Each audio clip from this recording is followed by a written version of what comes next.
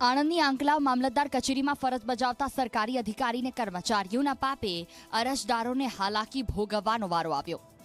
સરકારી અધિકારી અને કર્મચારીઓ સમયસર હાજર રહેતા ન હોવાનો ઝી 24 કલાકે શનિવારે અહેવાલ પ્રસારિત કર્યો હતો। જો કે હજુ સુધી આ અધિકારી અને કર્મચારીઓ સુધર્યા નથી।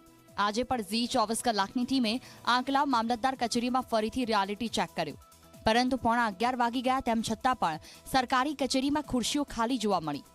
મોટા ભાગના કર્મચારીઓ અને અધિકારીઓ સમય કરતા 15 મિનિટથી 45 મિનિટ મોડા આવતા જોવા મળ્યા।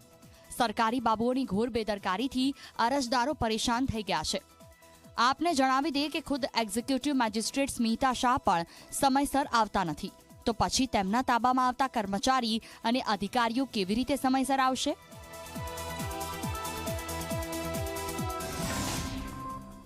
નવ વાગ્યાના આવ્યા છે, હજુ કોઈ દેખાતું નથી। 11 વાગ્યા તોય 10:30નો ટાઈમ છે એમનો, પરંતુ આવતા જ નહીં।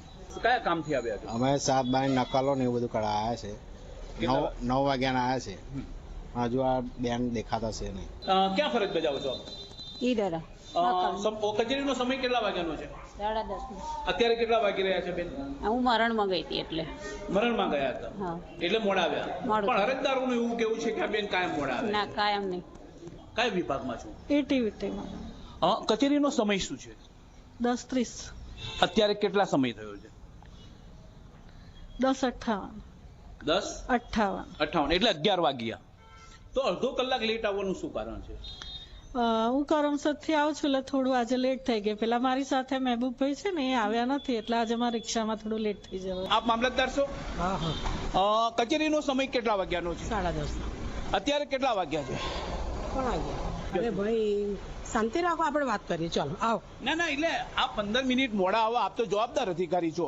અરજદારો અહીંયા કામ હતું એટલે હું મોડી આવી છું, બાકી તો હું 10 વાગે આવી જાઉં છું। મામલતદાર સહિત સરકારી કર્મચારીઓ કેવા બહાના બનાવ્યા તે જોયું ને। આવી રીતે રોજે રોજ આ અધિકારી અને કર્મચારીઓ મોડા જ આવે છે। હવે સરકારે આ લેટ લતીફ કર્મચારી અને અધિકારી સામે કડક કાર્યવાહી કરવાની જરૂર છે।